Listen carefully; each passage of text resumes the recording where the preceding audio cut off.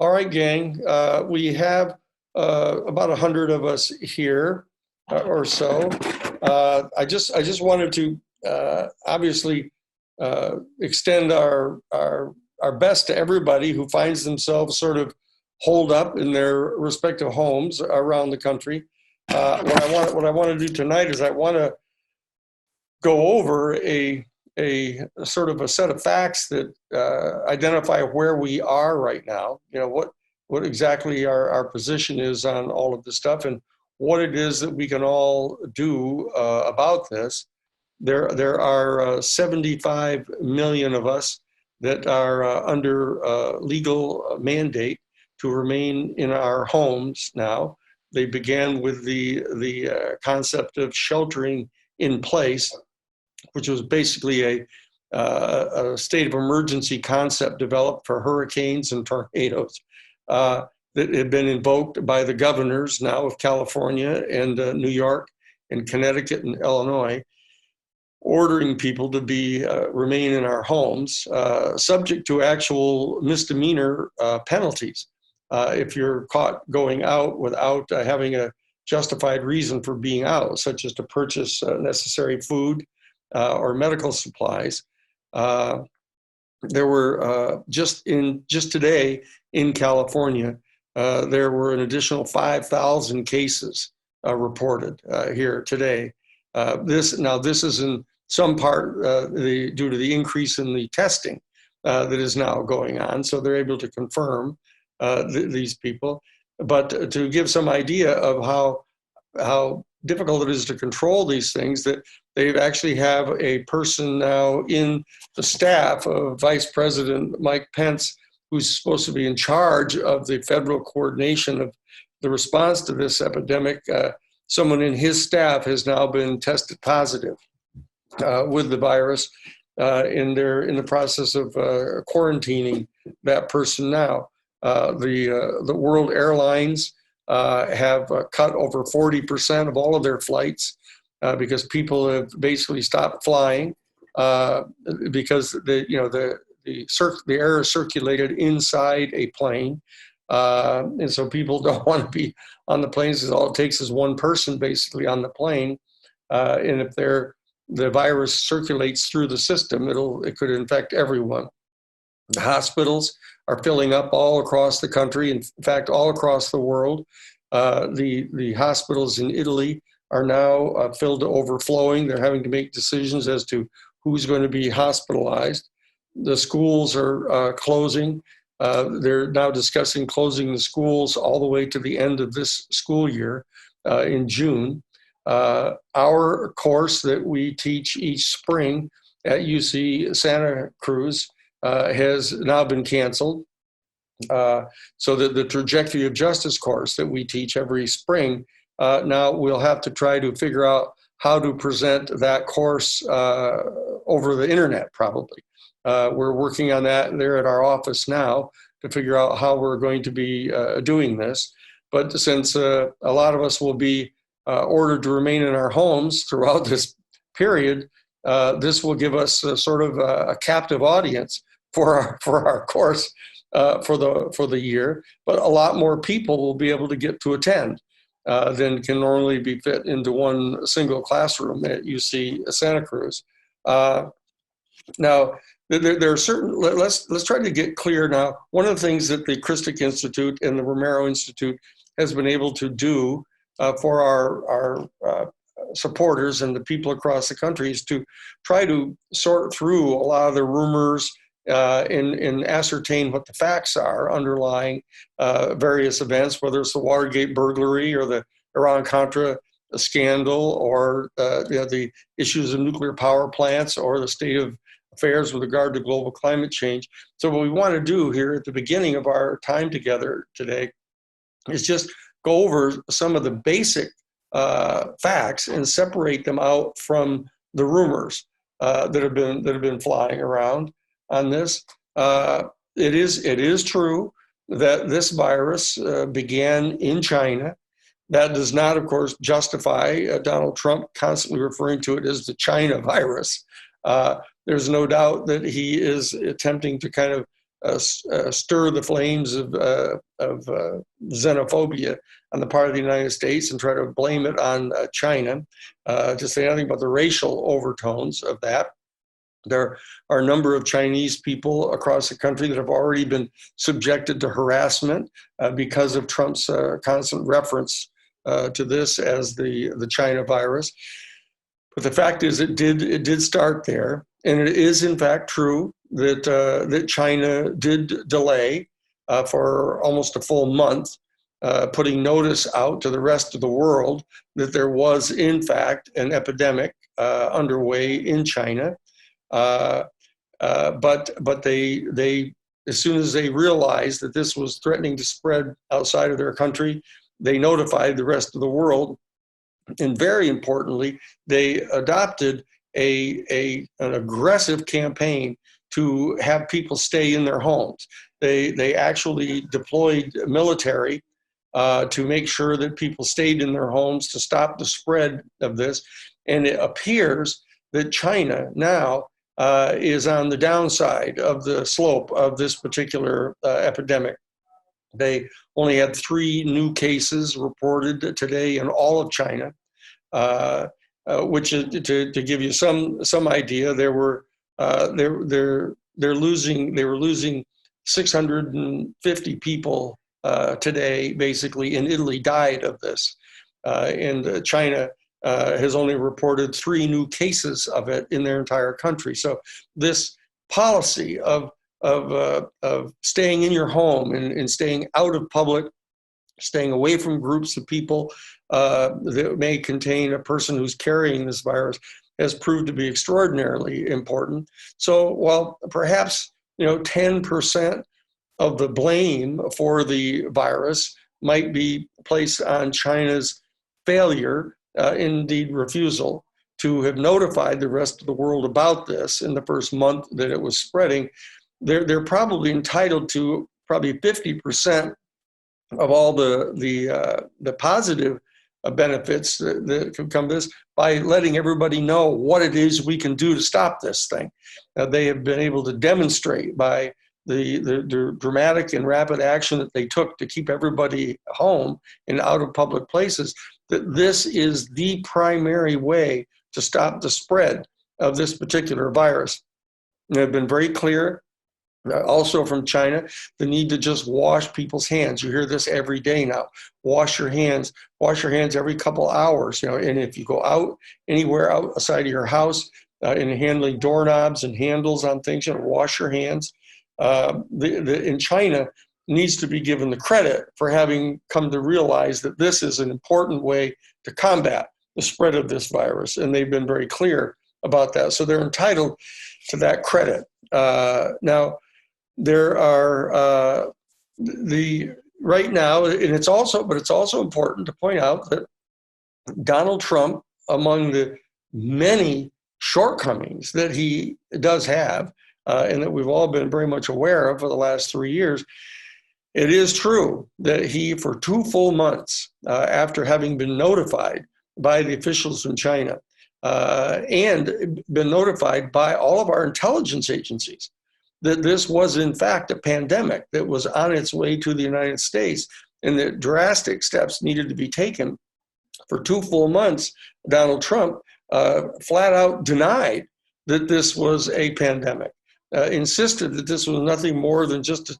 a slight variety of the flu, and went so far as to declare it to be a hoax perpetrated by the Democratic Party to try to undermine his election, so that he was not only delaying in getting started on what it is that needed to be done, but he was actively denying the very reality that underlay this.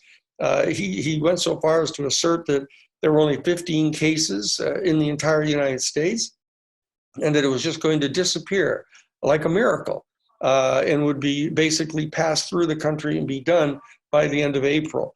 And he knew that all of this was not true.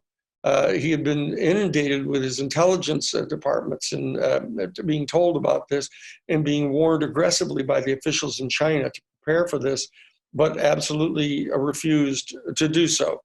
so that he is probably entitled to probably 50% of the blame for the degree of the spread of this in the United States.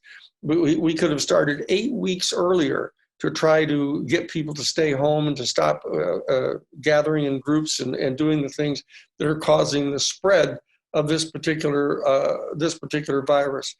So that, but blaming people is not the point of everything. The key is to try to all work together cooperatively. You've heard that 100 times by now. But we need to know that what we're concerned about is here in the United States, that given this failure to have moved on this virus when we first knew about it, that it's anticipated that the way this thing developed in Italy may well be what's getting ready to happen here in the United States.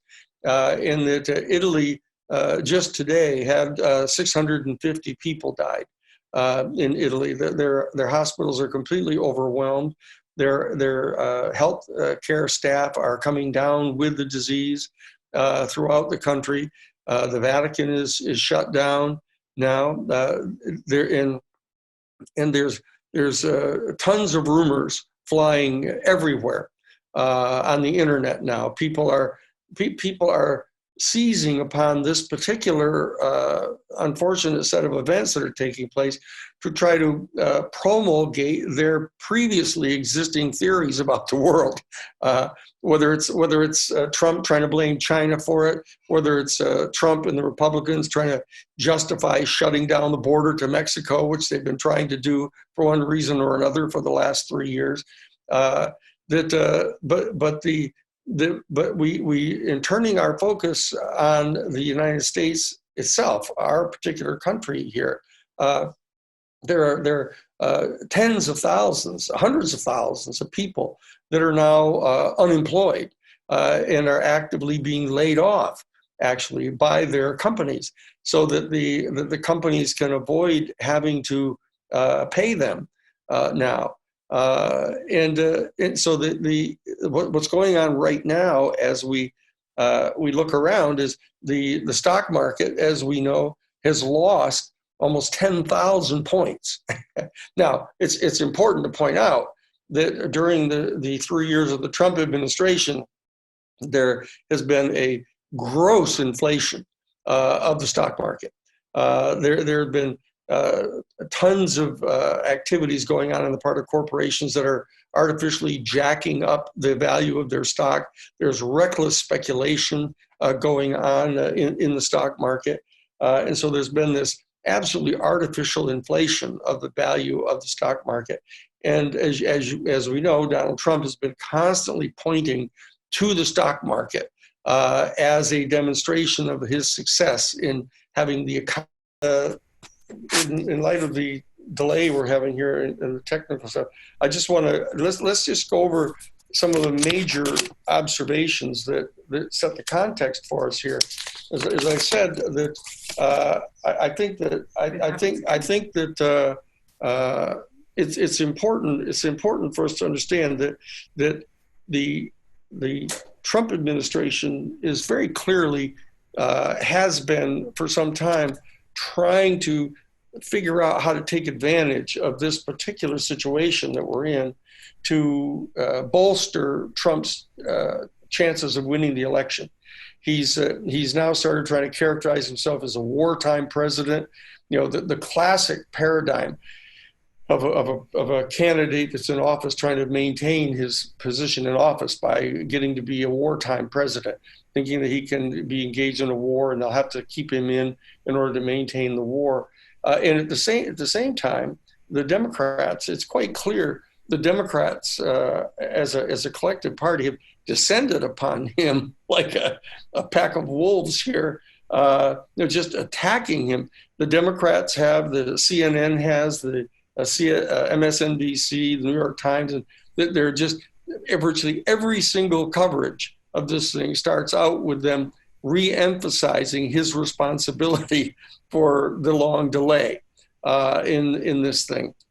And so that it's unfortunate that inclination on the part of a two-party system has had this kind of a response to what it is that's going on here.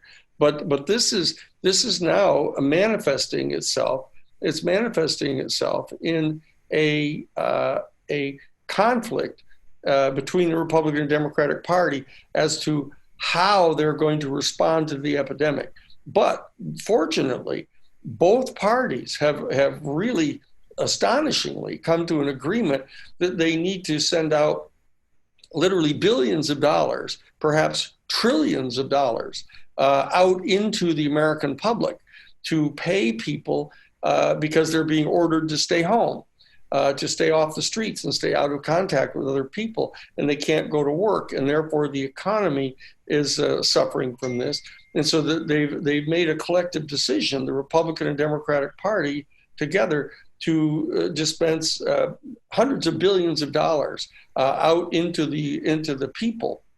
Now, what's going on is this interesting dynamic between the Republicans and Democrats. The Republicans keep on insisting upon sending this money to the corporations and to the companies. They're saying, "Oh, we have to save these major corporations, including," which will become important here in our discussion later, including the fossil fuel corporations, the oil corporations, that we've got to send billions of dollars of tax money to the oil corporations to keep them in business, because the value of the oil has gone down to about $20 a barrel from its position of around $45 a barrel. And so that they're desperately in need of trying to stay alive. And so they're demanding, all the big lobbyists for the fossil fuel corporations are descending on Washington, demanding that they be given billions of dollars as a bailout. So the Republican Party is focusing on sending billions of dollars to the corporations and then having them make a decision what they're going to do with the money. What we discovered, of course, back in 2008 during the major recession at that time is that the $800 billion bailout that was given to all the major corporations, they used it largely to buy out their competitors, to give huge executive bonuses, to allow their shareholders to purchase more stock in their companies, to give them greater control over their companies. And so the Democrats have responded to that proposal on the part of the White House in the Republican-controlled Senate by insisting that not be allowed to happen this time. And the Democrats are insisting that the better way of doing this is to have money sent directly to people who are out of jobs and out of work and aren't able to go out to do their normal living. And that's the fact that both political parties agree that something like that ought to be done is extraordinary and completely unique. It's never happened during the Depression, the Great Depression in 1929. And so this fiscal response on the part of the Republican and Democratic Party together is extraordinarily important. In that it is right now that they've passed two bills already. One of them was the bill. Let me get my notes here. The early bill was an $8 billion bill, which just basically expanded sort of the unemployment insurance and a little bit of health insurance, et cetera. It was not very systemic. But then they've now passed a second bill called the Families First Act, and this was for $100 billion. This was HR 6201, and this they were using the existing structures that were in place to try to infuse money into the existing federal system. For example, the nutrition assistance program for children, widows and children and stuff. Then they were sending out paid leave money to the companies, to small businesses, and they were also paying for free testing. But this is government money going to pay the insurance companies because the insurance companies are the ones that were going to be covering these costs. And so the government was reimbursing the insurance companies. So that you saw that even the second effort that was made was still primarily dominated by the Republican-controlled Senate and executive branch. Now what we have going on, the third major tranche of federal legislation that's coming out is a proposed $1 trillion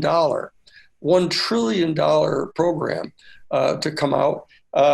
There is, I guess I don't need these. I'm hooked into my telephone. I'm sorry. So the new $1 trillion bill, the Democrats are struggling mightily to have that money go directly to people, to the workers, into the tiny small businesses, et cetera, not to the large corporations. They're trying to limit the size of the corporations that can get the benefits of this. So this is the irony of this is in the midst of a campaign for the presidential election, the 1/3 of the United States Senate and the entire House of Representatives. And we see the same fundamental ideological dynamics going on between the two political parties, even in their response to this terrible situation that we have here. But something's going to be done. Something's coming out of here that's going to infuse a $1 trillion of value into the culture. And I'm quite confident that a substantial majority of that is going to be coming directly to people instead of the major corporations. So that's an extraordinarily important dynamic that's going on. Now, what I want to do is I want to turn our attention to something here, and that is that this absolutely unique experience that we're all going through right now is just a prequel to what is threatened with global climate change. This type of massive disruption of the health system and of the economic system, this is only a foretaste of what's getting ready to happen with global climate change, and the refusal on the part of the administration to acknowledge that this pandemic was on its way, and the policy of lying about it, of downplaying it and pretending that it wasn't even true, that it was some kind of a hoax, is actually a microcosm of what it is that they're doing with regard to global climate change. They're on the one hand denying that it's even happening. They're accusing the Democratic Party of manufacturing a hoax to try to undermine the industrial base of the United States. And so that we see playing out in microcosm the response of this administration to this pandemic is the exact same response they're having to global climate change, except that now, including trying to cut off the borders to keep people from flooding into the United States, et cetera, that we're witnessing almost a dress rehearsal for what is going to be happening here. For example, the bringing in of the United States military to respond to what it is that's going on now. It's been clear for years that the United States Defense Department has been preparing for what they know is getting ready to happen with global climate change, and yet there's no acknowledgement to the public that they realize that this is happening.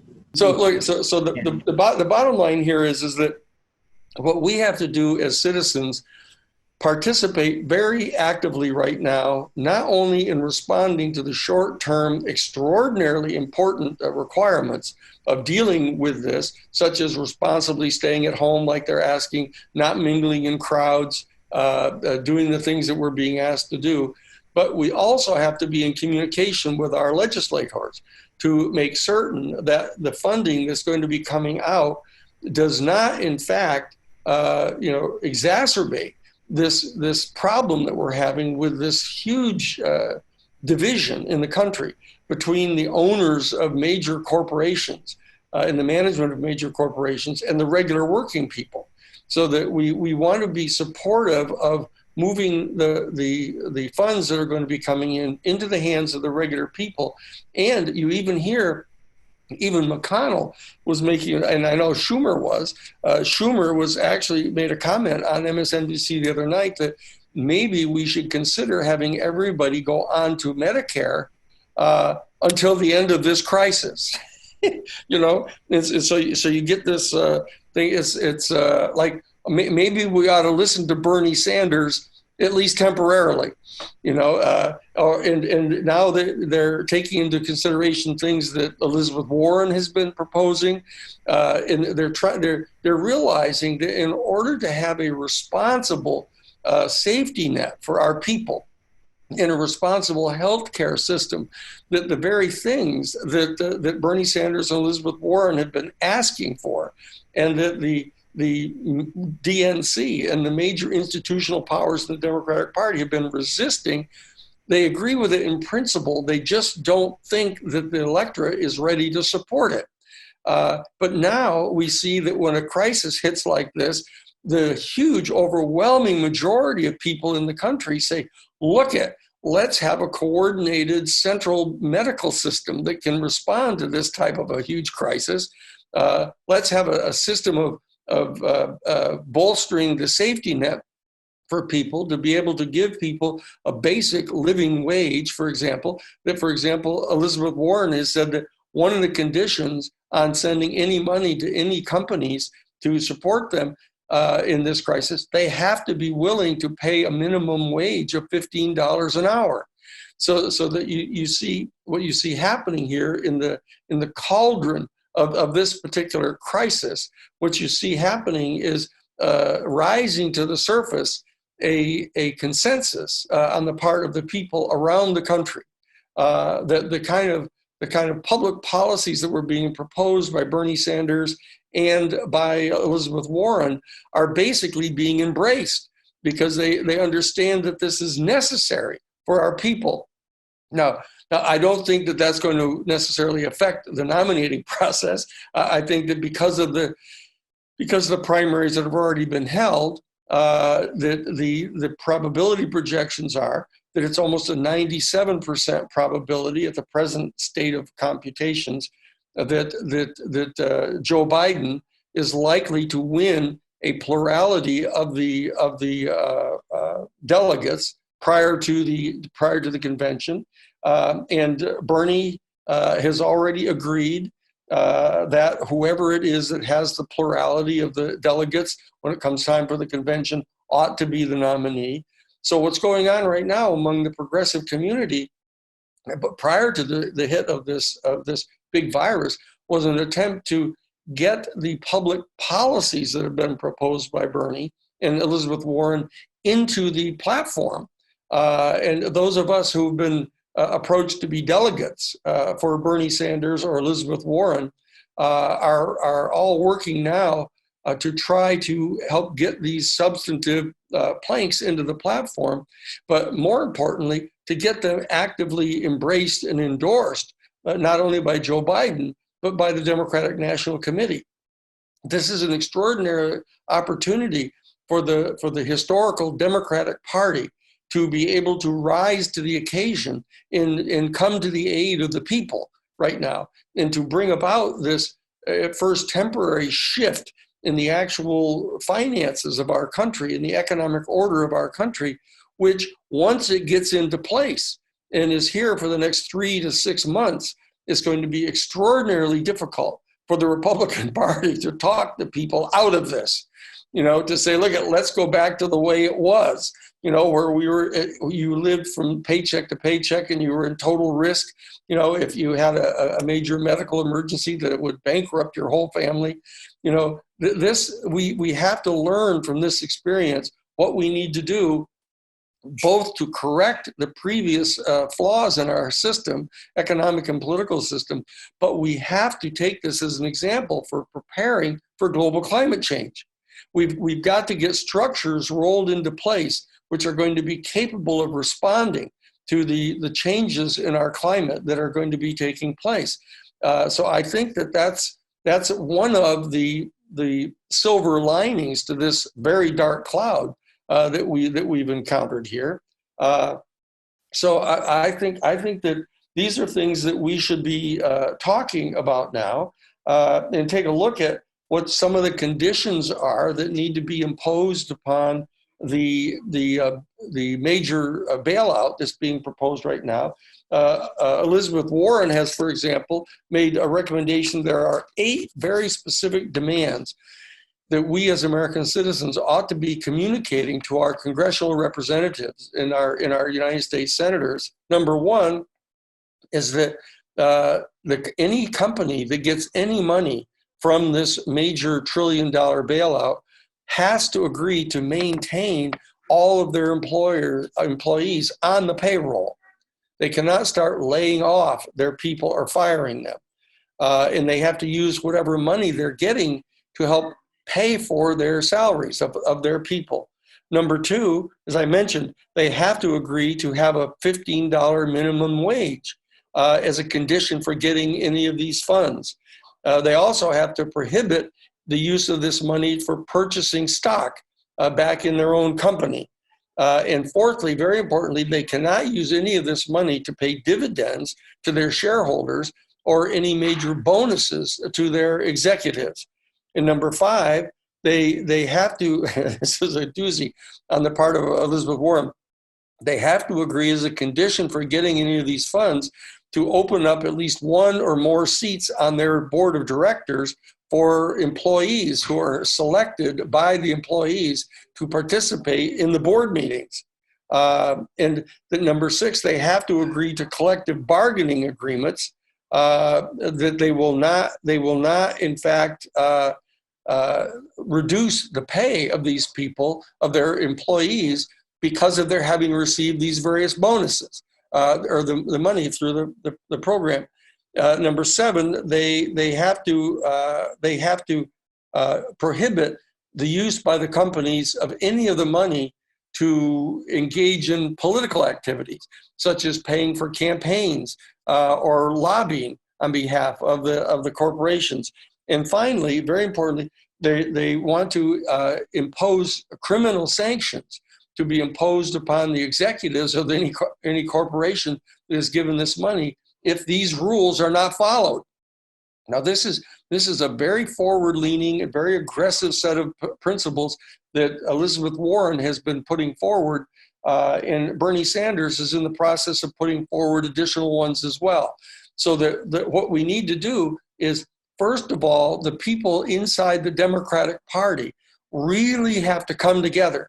They have to come together. We have to acknowledge that the primary process has effectively raised up Joe Biden to be the likely candidate. Bernie Sanders and Elizabeth Warren need to work collectively with all of us to get their principles and their policies communicated effectively to Joe Biden and the Democratic National Committee, to get them to take up these policies and strengthen the Democratic Party so they do not lose the constituents for the Warren and Bernie Sanders movement, the progressive movement in the country.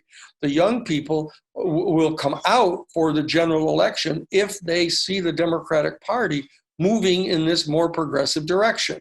And yet, we'll still have the benefits of having Joe Biden, who is trusted, and everybody knows that he's a very experienced guy, knows the ropes in Washington, D.C., knows all the people in the foreign countries, et cetera, that we need to get the benefits of all of the different sectors in the Democratic Party, all leaning forward now to work together and to take advantage of this situation to get the policies that are necessary for us to bring our country to a more progressive place than was there before the Trump administration came in. And we have to prepare for global climate change. And so I want to, in the time that we have together, talk about this emphasis on how dramatic an example this experience is that we're going through is a foretaste of what it is that's going to be happening to us unless we overcome the same mistakes that are being made here. First, pretending like it's not happening to us, and secondly, allowing the administration to deny that it's even happening, and refusing to prepare for something like this. We have to We have to learn from this particular lesson. I mean, we'd be delighted if the Republican Party could actually realize the error of their ways and come over to understanding that they need to prepare for the global climate change, because they've gone through this horrendous experience of not being prepared for this global pandemic. So that if they're willing to come on over, come on over. But the fact is, we inside the progressive community and the Democratic community in the country need to gather together and take a firm position on this, to learn the lesson that is implied by what's happening here in preparation for global climate change. Now, our office, as you know, at the Romero Institute, we have been engaged for some months now in the process of drafting the Green New Deal. We have a 50-page outline, detailed outline of the requirements for a California-based Green New Deal. We already have a 350-page initial rough draft that is addressing 13 different sectors that are obviously from the electrification of the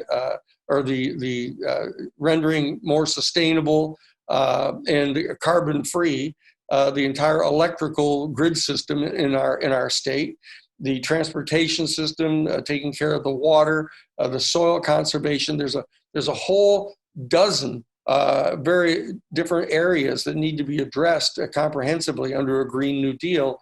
We have all of these in our initial draft bill. What we're doing right now is we're completing this draft. It'll probably be a 450-page omnibus bill. Now, we're perfectly cognizant of the fact that you're not allowed to pass a major omnibus bill like this in the California state legislature. They prohibited that because of all the earmarks that used to get put into all those big bills. But we're working now with the members of the staffs of a lot of the people in both the state assembly and in the state senate, former chiefs of staff, actually, a lot of the former chiefs of staff of governors and people in both houses of the legislature, helping us figure out how to get this bill divided up and passed by the state legislature here in California. And so this is going to be extraordinarily important. If we assume that Joe Biden is coming in, I'm assuming now that it's very likely that he's going to select Kamala Harris as his vice president. I believe he probably is. Of course, I've told you this like 6 months ago, and I thought that that's what was going to be happening. That Joe would probably get the nomination. And that he's going to pick Kamala Harris as his vice president. We all know that she'd make a great attorney general to prosecute Trump after he gets thrown out of office. But she's probably going to be the vice president. He's already committed in the most recent debate before the Arizona and Florida primaries that he is in fact committed to selecting a woman for his vice president. It could be Amy Klobuchar if he really wants to secure those three northern states. But I believe that it's going to be much more important for him to secure the votes of the people that would be supporting Kamala Harris. So I think that's what's getting ready to happen now. But they're in an extraordinarily open frame of mind right now, in light of the exigency of the circumstances that we face now, to being much more open to considering having everyone go on to a centralized Medicare health program in the country. They're much more devoted to shifting money away from foreign wars and shifting them into domestic preparation for major calamities of this nature, including global climate change. There's no doubt about the agreement in principle on the part of the DNC and Joe Biden, for that matter, supporting a form of a Green New Deal. But Joe Biden is proposing net zero carbon emissions by 2050. That is way too slow. That is way too slow. You know, we have proposed in our draft of the Green New Deal to be getting to zero emissions by 2035. We've got a very rapid program that needs to be put into place to replace the present fossil fuel based energy system in our country into a sustainable energy system, and it's very doable. And we've set forth in the bill exactly how this is going to be paid for, exactly what kind of steps need to be taken, and in the full fleshed out bill, we're putting in very concrete programs. For example, I'll give you some examples that within 90 days of the passage of this bill and it's signed into law by Governor Newsom, we're proposing that every single county in the state needs to take an inventory and submit it to the Department of Agriculture, the State Department of Agriculture, as to what land areas they have that are owned by the county and how they're going to utilize those areas to help bring down global climate change and to bring down carbon. That, for example, when we talked about this with the County Board of Supervisors here, they have adopted a program that the parcels of land that are owned by the county, if they're going to allow any structures to be built on those, they have to be completely electric. There can be no fossil fuels in them at all, and they have to be 100% sustainable. And that's part of the rollout of the regional climate action program that in our office, in addition to drafting the actual contours of the Green New Deal, we have a very active green power project, which is stimulating the rural and urban both regional climate action programs, so that and we're bringing together a coordination among the different counties to try to have a coordinated set of very forward-leaning programs and practical policies, so that we can coordinate. We were in the process of having a major summit meeting among a lot of the major political officials and their staffs, in the middle of in early May. We're having to reconfigure that now and are going to be trying to figure out how to do that virtually through internet now. But these two major programs that we're doing, the drafting of the Green New Deal and the working on a regional climate action program in very concrete ways in interacting with the government the government staffs and electeds all through this Central California area, that our office, the Romero Institute, is probably one of the most forward-leaning of all of the different organizations actively participating in the day-to-day work of meeting with elected officials, meeting with their staffs, and interacting between and among the different counties to bring them all into a coordinated program. This is an extraordinarily valuable service that we are providing here, because we have the kind of expertise from drafting the Green New Deal to know what it looks like on a local basis, how it would be implemented on a local basis, so that we have a coordinated state and local and regional campaign put together to confront the challenges, the upcoming challenges of global climate change. And what we want is this not only this statute, the bill that we get passed, or the collection of bills that we get passed as the California Green New Deal, we want to have the concrete programs that have been adopted for regional coordination among different county boards of supervisors in urban city areas and rural areas. We want this to be a template for other states so that we can roll this out up into Oregon, up into Washington State here on the coast, move through the country, move in from the coast, from New York and Massachusetts and Connecticut, that all have these community choice energy statutes passed. A linchpin of this whole operation are the community choice energy companies that we've established here now. Santa Cruz County and in Monterey County and the other counties are all combined now, all having community choice energy companies, so that as you all know, when you turn on your light switch anywhere in Santa Cruz County now, and the energy that you're getting is completely sustainable. this has been a result of having the community choice energy companies that we have here now. Okay, and this has been extended now down into San Luis Obispo. They've joined our CAA. We've now moved down into Santa Barbara. They're coming on board, and we're moving down into Ventura. This is the largest community choice energy company in the entire world right now. So this is extremely concrete, very detailed kind of work that we're doing here. And of course, in addition to drafting the state level Green New Deal legislation and carrying out these regional climate action programs that we're doing, that we have a third leg of this, of course, and that is our activities up in North and South Dakota. As you know, we were on the front lines of attempting to stop the Dakota Access Pipeline from coming in across the Missouri River. We now are on the front lines of trying to stop the Keystone XL tar sands pipeline. We believe that if we can take the measures to stop the construction of the Keystone XL pipeline for a period of 6 months, that we can stop that whole company. That company cannot sustain itself if we can hold them off for another 6 months. And I believe that we can. We're working with the tribal representatives of the Oglala Sioux tribe on the Pine Ridge Reservation. We're working with the Cheyenne River Tribal Council, and we're working with the Standing Rock Tribal Council.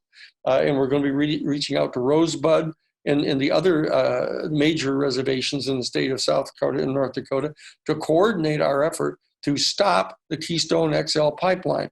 The grandmothers associations are all now mobilizing against the man camps. These man camps that the pipeline puts in, they bring in hundreds of out-of-state men who come in and prey upon the Lakota women and bring drugs in. I mean, hard drugs, crack, and other amphetamines. They bring them into the state and starts distributing them out among the young Lakota women in the area. And then you have this huge number of Lakota women that are going missing and unaccounted for now. That are being taken by these people in these man camps. Now, there's a major movement that is underway now. You can see it at our Romero Institute website. You can see the videotape interviews of the grandmothers that are working on this, the murdered and missing Native American women up in that region. I mean, this is a whole collective of blatantly sinful structures. The attempt to push this pipeline with tar sands, the filthiest possible source of fossil fuels in the world, to force this into the pristine lands of the Lakota people, crossing over several of the major tributaries that feed the Missouri River, from which they get 50% of their water, and crossing over the aquifers, the Oglala aquifers that feed the other 50% of the water on the reservations. Here is this filthy tar sands pipeline, being built right through the heart of this territory and across their lands.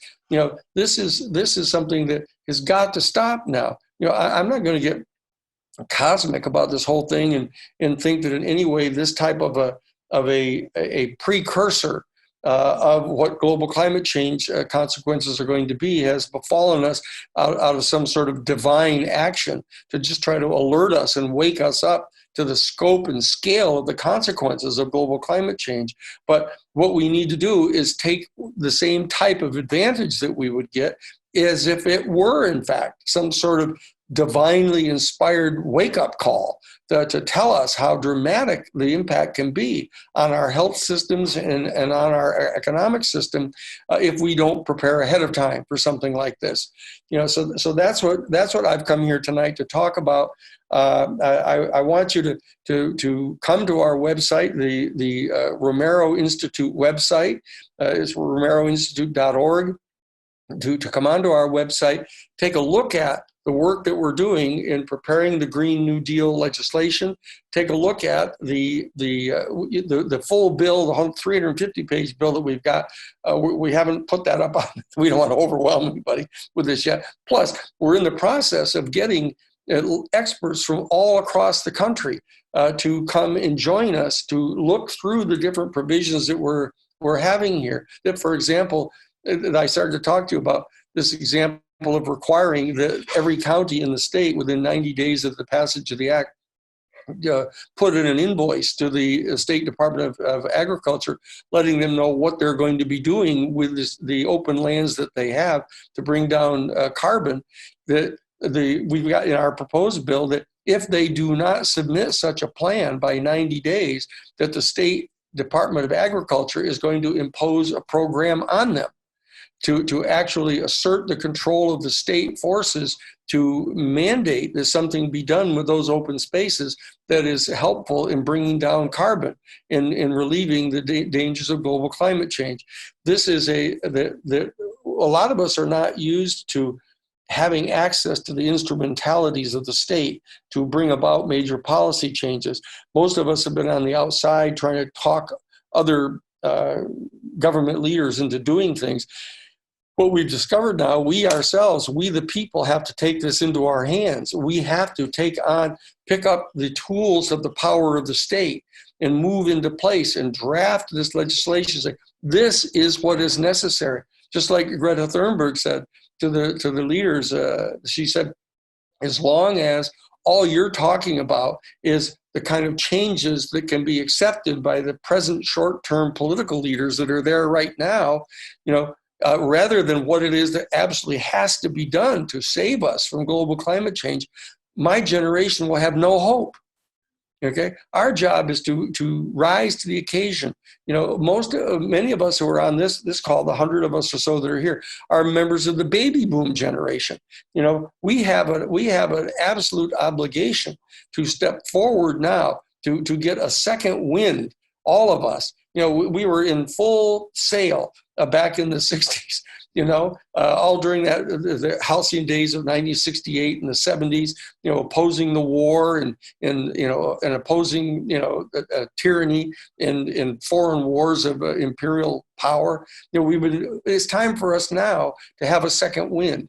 We need to gather together. We need to step forward together. We need to lever the power that we have inside the progressive community in the Democratic Party, in the Democratic Party's leverage inside the houses of Congress, in the legislatures all throughout the country, to bring on board the independent voters, to bring on board the people in the Republican Party that are fed up with this kind of ridiculous administration that we've had for this 4-year period. I mean, we have to learn the lessons of this in the same way that we need to learn the lessons of a global pandemic like we're facing right now.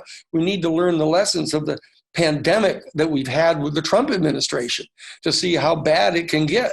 That we need to understand how bad it can get. And therefore, we need to understand what we need to do to lay in structural solutions to these problems that are going to last beyond one term.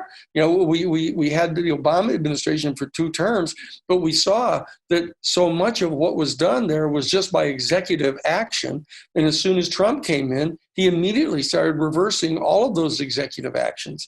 We need to have much more deep-seated changes in our structures, in our economic structures, in our health system, in our environmental system, our energy systems.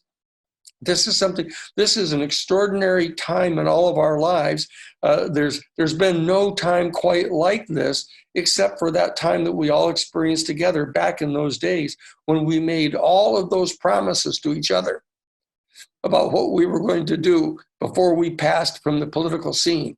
The time has now arrived. The time is upon us. We see what the consequences of our delaying any longer are going to bring about. We have to mobilize right now, and we have to learn the lessons of this pandemic to prepare for global climate change. And we have to roll it back and stop it as fast as can possibly be done scientifically so that the next generation will have hope and we will have fulfilled the promises that we've made not only to each other, but to ourselves, each one of us, that what we're going to do before we pass politically from this scene. So that's what we need to do in this extraordinary moment. The time that we're going to be spending at home now, in front of our computers, we need to set up a line of communication among ourselves, coordinate our action together, support the passage of a comprehensive Green New Deal here in California, where we have super majorities in both the state assembly and in the state Senate, and set up an example for people across the country that we need to get people to understand that we in California are just like the rest of Americans, only sooner. That's what we've gotten here sooner than the rest of the people in the country. We need to get to a Green New Deal sooner than the rest of the people in the country, to bring them along with us so that they can follow. And we need to lead now. And we have such an important task in front of us right now. We need to use this extraordinary period of time. We're going to have probably as much as 3 months. We're going to have a whole 100 days here. 100 days together at home in front of our internet sets here to coordinate together to move forward this agenda. And so what I wanted to do tonight here at the first day of spring, in the midst of this pandemic, to reach out to all of you together so that we can coordinate our activities. And so come to us on our Green New Deal project. Come to us at the Romero Institute. Come to us at our Lakota People's Law site. Help us stop the Keystone XL pipeline. Help us stop the global climate change. Help us pass the Green New Deal. Help us develop a regional climate action, a coordinated set of activities throughout all of Central California, and then throughout the entire state, through all the West Coast. This is what we need to do now. That's why I've come together tonight to do that. Come to us on romeroinstitute.org. Come to us on romeroinstitute.org.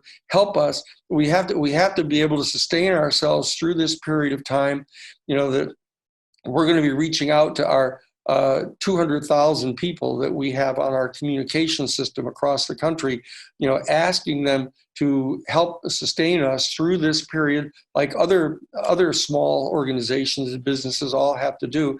We have a staff of 15 people here. As you know, the Catholic bishop has actually provided us the entire second floor of the former Catholic high school at the mission in Santa Cruz, at Holy Cross mission.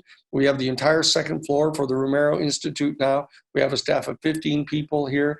We have 5 people full-time up in the Dakotas, all Lakota people who are deeply embedded in their communities.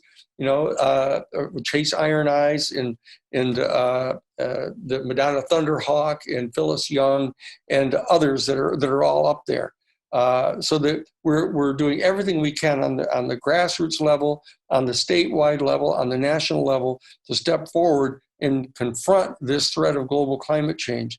And so that we have to learn the lessons now in confronting this pandemic, of getting the kind of cooperation that we need to move forward.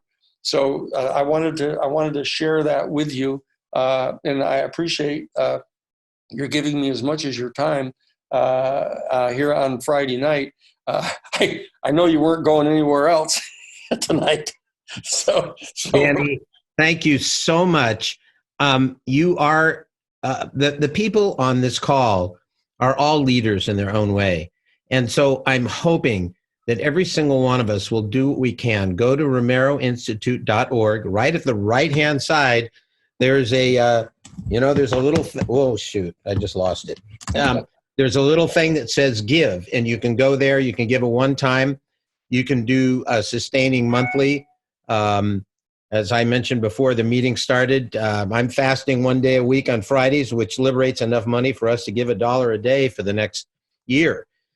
People, just do what you can. And those of you that are willing to do more, like to get this out to your list, to get 10 more people, Danny is willing to help and do his part. I mean, we get this. I just seen this as the beginning of this.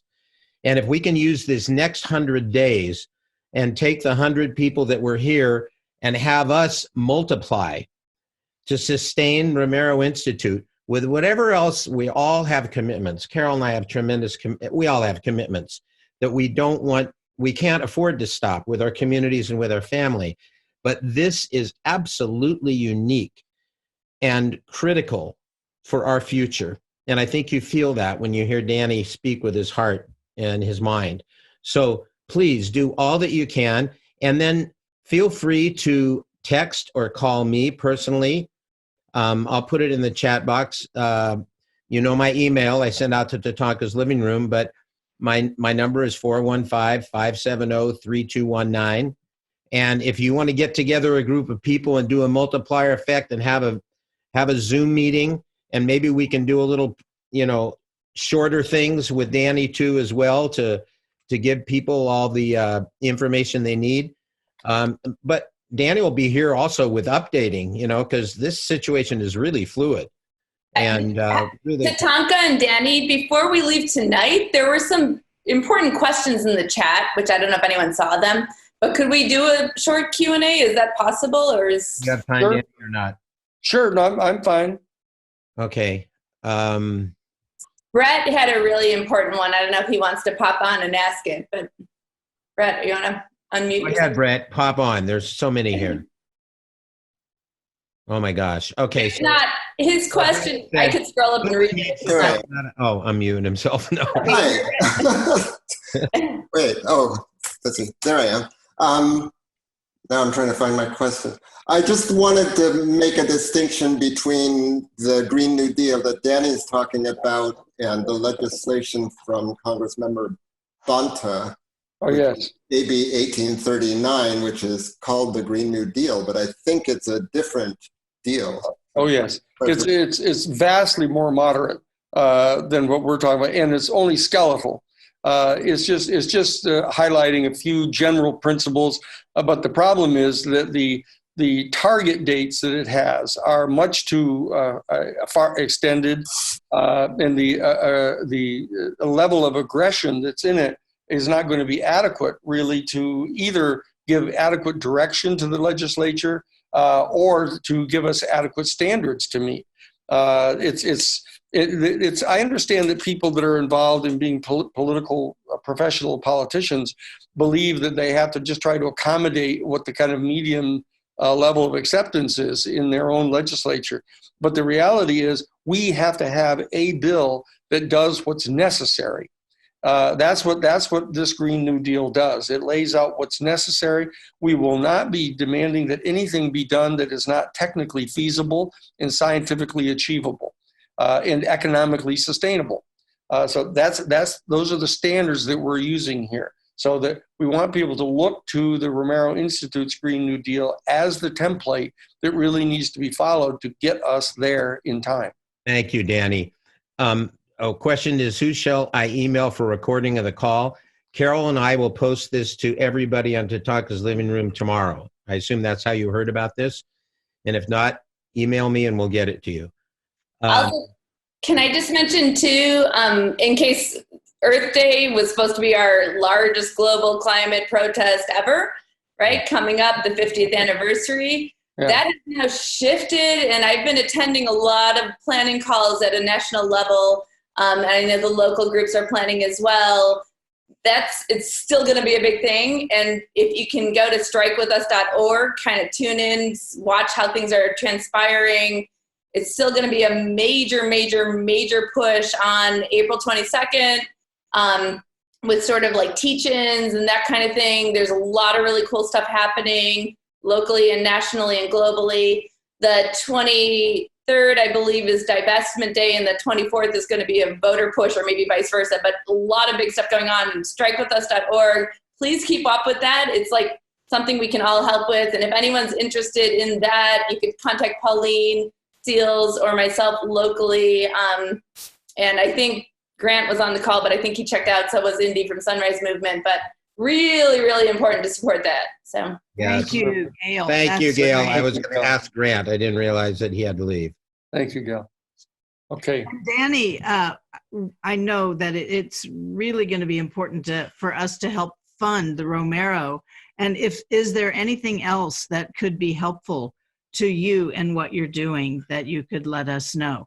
Well, one of the things that we're doing is we're reaching out to experts.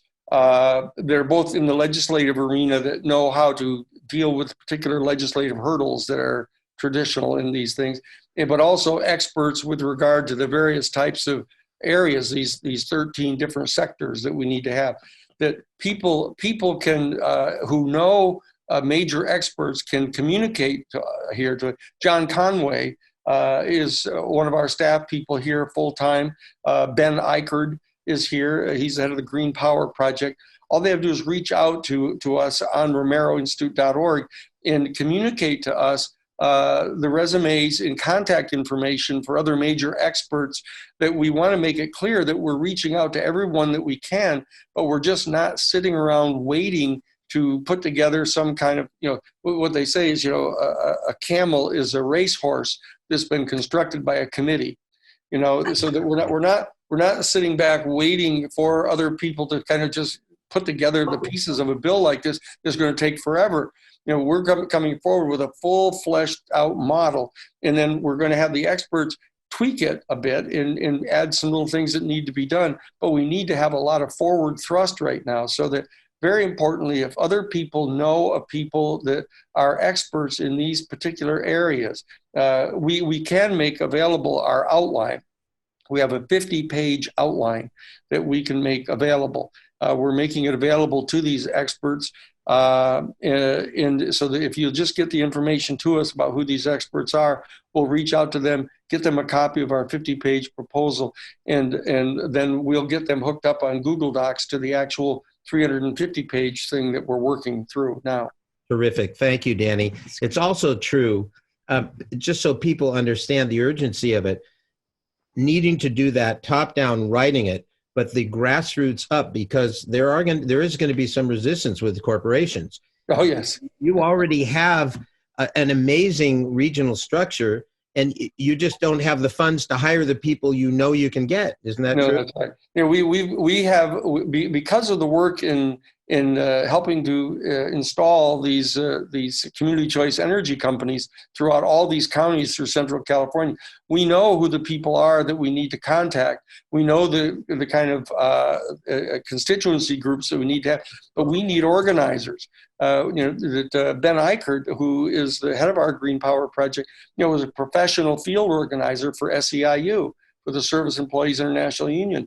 That they're professional organizers, and everybody thinks that they're an organizer and they can do it, but we need to have the kind of people that are experienced, that are professionals in this area, and we have to hire them to come out to do this.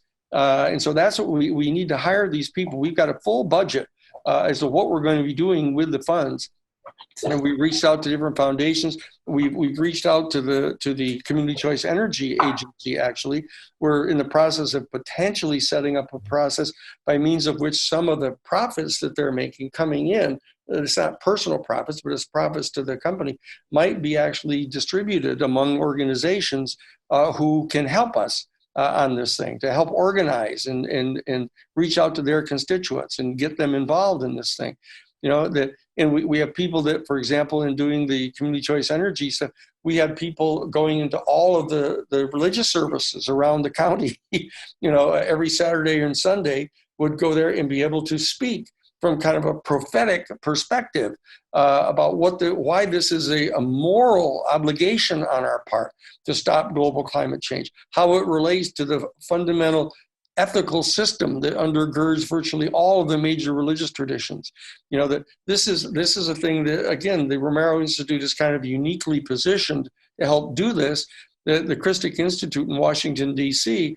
was always viewed as the most well-connected religious group that was basically political.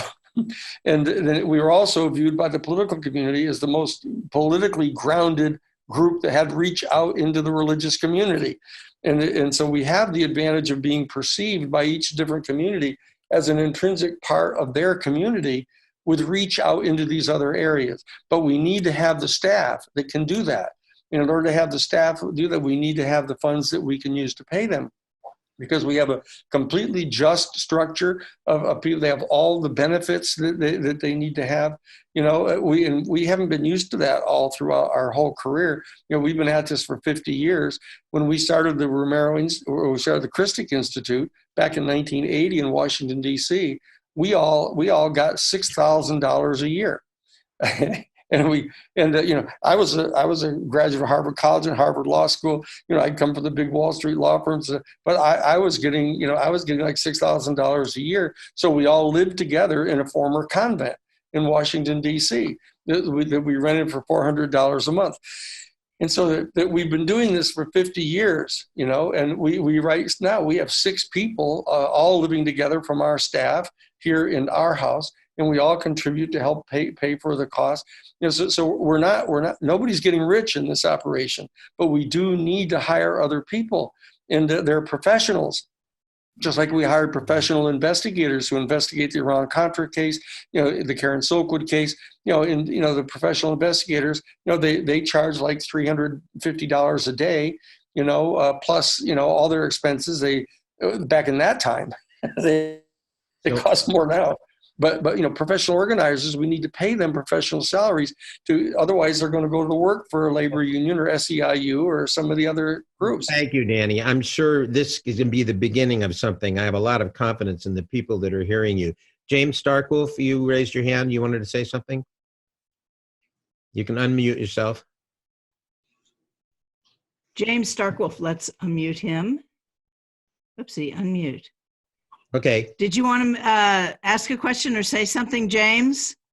Please. California initiative recall referendum process is based on getting physical signatures. Any comment, Mr. Sheehan, on how we managed to get something in the general election that's critical in San Benito County with 2 initiatives and we can't get out on the street? Well, what you need to do is you need to talk with Ben. Ben Eichert, as I said, is our professional organizer in the staff, and he's more expert at a lot of that stuff than I. I don't want to go just shooting from the hip on these things. That's why we have the staff we have. Just give Ben a call. You can call our general number, which is 831-459-6135. And you can get a hold of him, and he'll be able to tell you a lot of these tactical and logistical details about how we can most effectively bring everybody on board to help do this. Thank you, Danny, for your time. We've gone over. We got had some snags on getting started. I want to thank you very much for being with us. Thank you, you guys. And I really appreciate it. And we'll be back together again soon. Great. We thank you, Danny, and thank you. Value you. Unmute everybody. Thank you, everybody, for showing up. Thank you, everybody. I want them to thank you. Hold on, Danny. Thank you, Danny. You are awesome. Okay, kids. Thank you, Danny. Thank you. Thanks, everybody. Thank you, you guys. I love I you. deeply appreciate it. You're amazing, Danny. Coast to coast. Much. Yes. Thank you, Danny. Okay, Awesome. Thank Thank you, Danny. Okay, you guys. I'll see Love you later. you. I'll see you all later. Thank you, guys. Bye. Bye. Thank you. Tatanka, let's add the piano next. Lead us into the beginning and lead us out with a great song next. That's it. Thank you. We shall overcome. We shall overcome. I'll sing. We shall overcome. Deep in our hearts, we Believe that we shall overcome. today, tomorrow, until it gets done. Right. Thank you for your energy. Thank you for your light. Thank you for showing up. Donate to Romero. Yes.